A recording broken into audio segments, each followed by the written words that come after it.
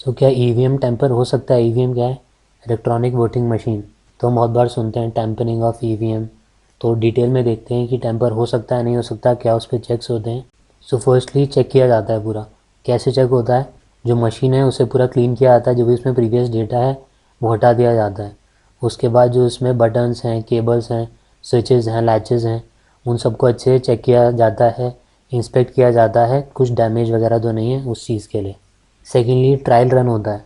Trial run में क्या होता है?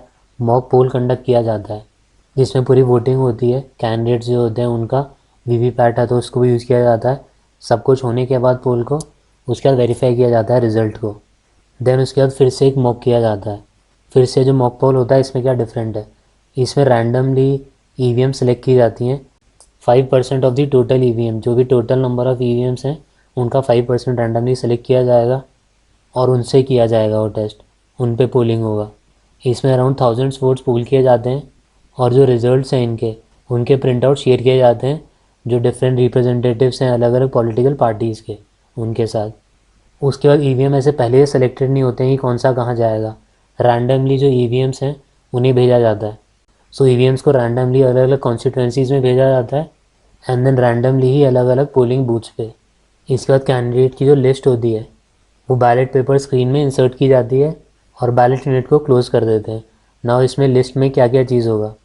कैंडिडेट लिस्ट में होता है उसके साथ सिंबल, नेम और जो पार्टी है कैंडिडेट की वो। इसके बाद जो बैलेट यूनिट है उसे कनेक्ट किया जाता है कंट्रोल यूनिट से। उसके बाद कंट्रोल यूनिट ओपन करके एक बटन को प्रेस किया जाता है। बटन कौन सा होता है? वो कैंडिडेट सेट नाम से जो बटन होता है उसे प्रेस किया जाता है। उसके बाद जो लास्ट कैंडिडेट का बटन है बैलेटिंग यूनिट में उसे प्रेस किया जाता है। उससे क्या होता है? उससे ईवीएम को इंडिकेशन जाता है कि ये जो है नंबर ऑफ़ कैंडिडेट्स होने वाले हैं और इतने ही कैंडिडेट्स होंगे। इसके बाद ड्राई रन होता है। ड्राई रन क्या होता है? ट्रायल रन की तरह मान सकते हैं। इसमें क्या होता है? तो एक्चुअल पोल के स्टार्ट होने से पहले एक मॉक पोल होता है जिसमें एटलीस्ट 50 वोट्स कास्ट किए जाते हैं, या तो कैंडिडेट है उसकी प्रेजेंस में या फिर कैंडिडेट का कोई एजेंट है उनकी प्रेजेंस में। उसके बाद मॉक पोल्स को बंद करने के बाद उनके रिजल्ट्स को डिस्प्ले किया जाता है। उसके बाद फिर से फाइनल चेक होता है जिस दिन पोल है उस दिन पे।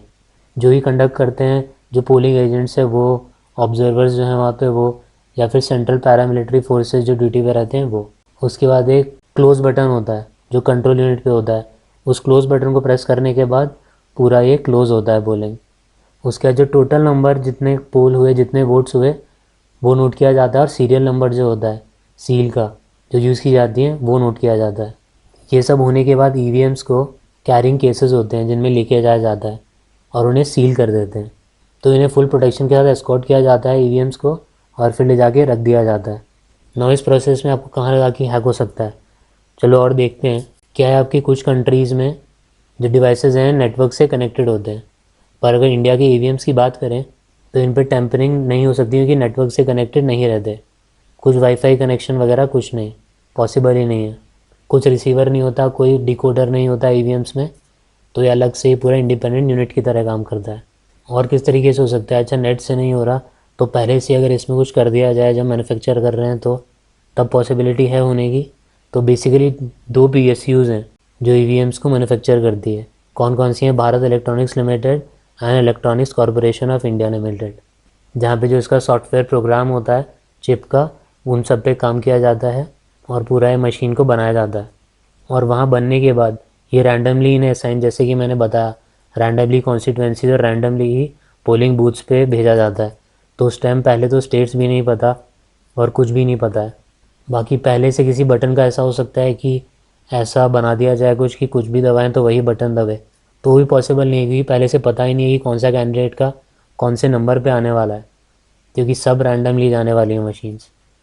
और ऊपर से अब वीवीपैट भी है। वो क्या होता है? Voter verifiable paper audit trial, और ज़्यादा वेरिफिकेशन की और सिक्योरिटी के लिए। ना पहले बैलेट पेपर यूज़ होते थे बस, अभी फिर ईवीएम पे क्यों आए? पहले बहुत सारे इनवैलिड वोट्स भी डलते थे, ठीक है, तो उन सबको बहुत अच्छे से टैकल किया है ईवीएम ने कि इनवैलिड वोट्स इतने नहीं होते। तो नेटवर्क से या स्टार्टिंग में मैन्युफैक्चरर से या पहले से कोई बटन को मैनिपुलेट कर देने से उन सब तरीक़ों से नहीं हो सकता। बाकी अब वीवीपैट की थोड़ी सी बात करें तो ये ईवीएम के साथ कनेक्टेड होता है। ये बस वेरीफाई करने के लिए होता है कि जिसको भी आपने वोट किया है वो सही जगह गया है या नहीं। तो आपको दिखाएगा वो कैंडिडेट जिसको आपने किया है तो वोट करते ही एक स्लिप आएगी पेपर की जिस पर लिखा होगा कैंडिडेट का नाम और पोल सिंबल, जो भी सिंबल है उनका वो। सो एक ग्लास केस होगा, इसके अंदर दिखेगा वो जो सिंबल वगैरह होगा, कैंडिडेट का नेम होगा और वो सेल्फ डिस्ट्रक्टिव होगा, अपने आप 7 सेकंड में ख़त्म हो जाएगा। और उसके बाद एक बीप साउंड आएगी, इससे पता चलेगा कि वोट रिकॉर्ड हो गया है। तो वोटिंग से पहले वीवीपैट जो होता है इसे भी ट्राई किया जाता है कि ये सही से दे रहा है रिज़ल्ट या नहीं दे रहा। सो इलेक्शन कमीशन के हिसाब से जब ये काउंट किया गया कि वीवीपैट का जो वेरीफाई करता है उसमें जो आ रहा है और जो ईवीएम के हिसाब से वोटिंग आ रही है, तो देखा गया कि 100% एक्यूरेट था वो। पर कई बार इनका ये होता था कि एकदम से कुछ मैन्युफैक्चरिंग डिफेक्ट या किसी की वजह से वीवीपैट का ख़राब हो जाना, फिर वो उसी टाइम रिपेयर कराना पड़ता था। बाकी वीवीपैट बेसिकली वेरीफाई करता है जहाँ पे भी वोट किया है वो, कि जेन्युइन तरीके से वोटिंग हो रही है या नहीं हो रही। बाकी कोई भी कैंडिडेट है वो चैलेंज भी कर सकता है कि मैंने कहीं और डाला था और ये सही नहीं हुआ।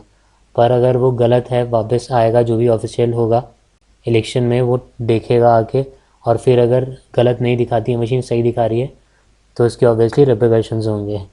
पर अगर गलत है कि आपने वोट कहीं और डाला और कुछ और वहाँ पे आया स्लिप पे, तो डेफिनेटली आप जाके इन्फॉर्म कर सकते हैं।